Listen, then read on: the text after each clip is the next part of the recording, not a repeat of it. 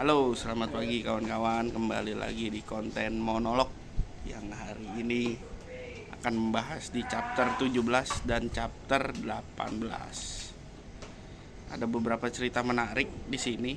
Di chapter 17, buatlah orang lain berada dalam kondisi penuh ketegangan, tanamkan suasana yang tak dapat diprediksi. Jadi gue mau coba sampaikan cerita dari Pablo Picasso.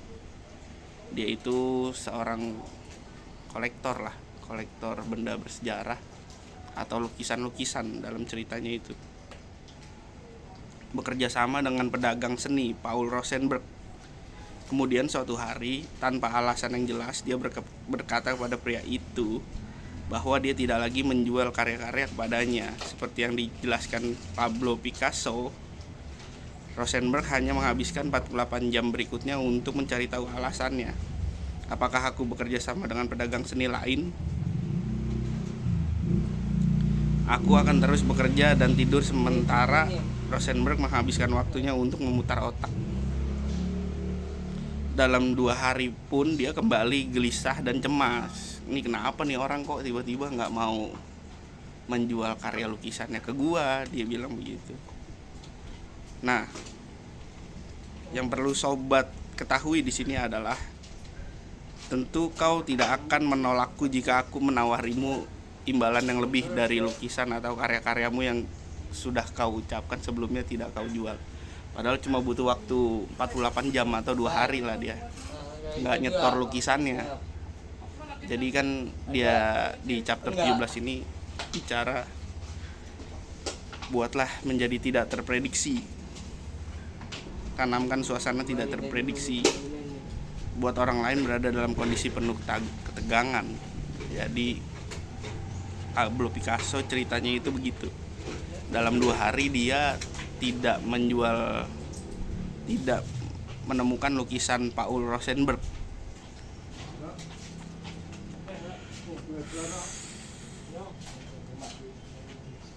Jadi dalam 2 hari itu ketika tidak menyetorkan lukisan, kemudian ditanya lukisannya itu, ya udahlah kita bayar 2 kali lipat lah lukisannya ini untuk satu karya.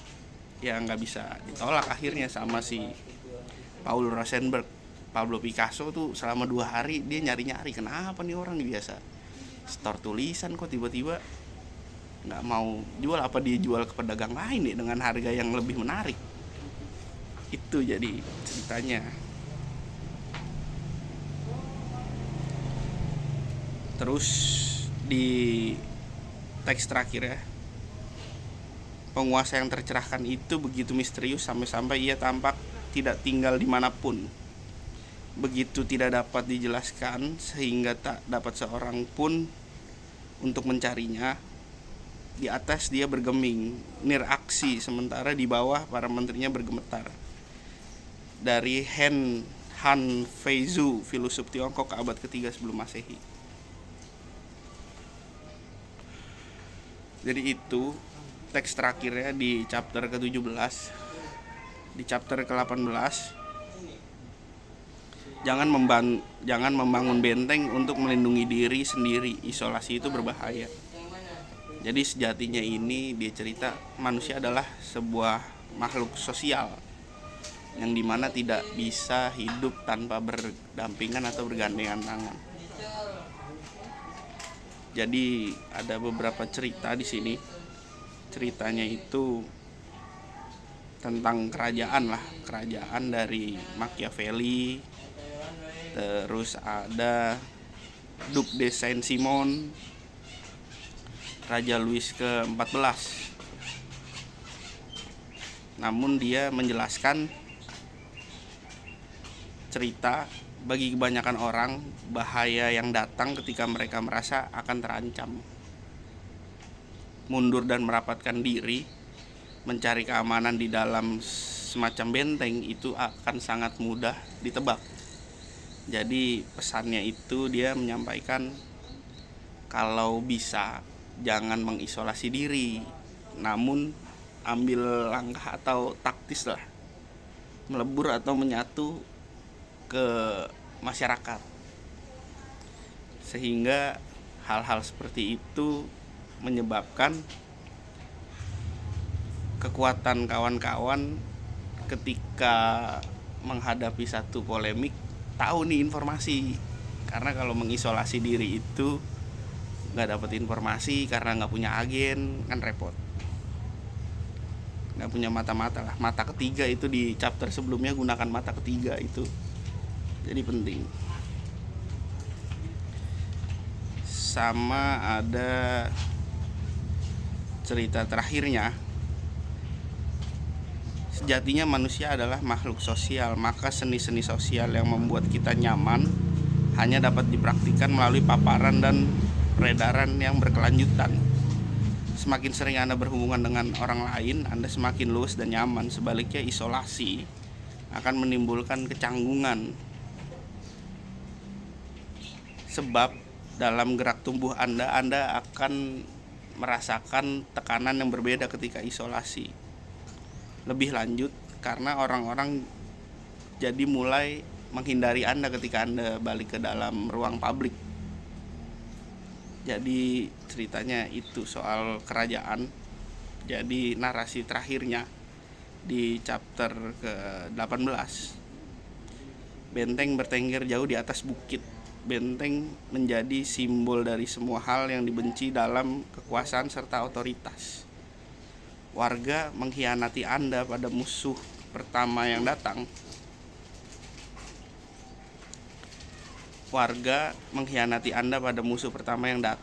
Terputus dari komunikasi dan informasi intelijen, benteng akan sangat mudah diruntuhkan. Seorang pangeran yang baik dan bijaksana yang berkeinginan untuk mempertahankan karakter tersebut dan dapat menghindari memberi kesempatan kepada putra-putranya agar menjadi penindas. Tidak akan pernah membangun benteng sehingga mereka dapat mengandalkan niat baik rakyatnya, bukan pada kekuatan benteng. Ini ceritanya Niccolo Machiavelli pada tahun 1469 sampai 1527. Dia diplomat asal Itali, diplomat yang terbuang lah. Ceritanya begitu.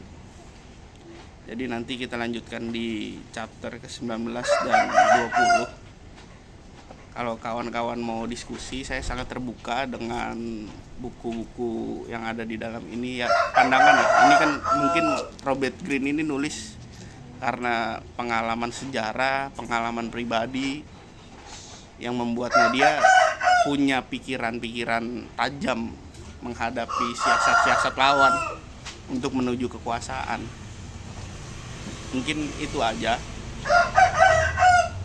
chapter di 17-18 yang bisa gue sampaikan ke kawan-kawan.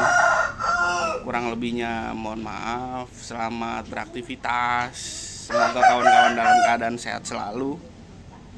Jangan lupa ngopi atau ngeteh biar enjoy dan relax. Gua pamit undur diri, kurang lebihnya mohon maaf dari gua. Nun kolami wa ma yaskurun. Bilahi fisabilil haq fastabiqul khairat. Assalamualaikum warahmatullahi wabarakatuh. Thank you semuanya.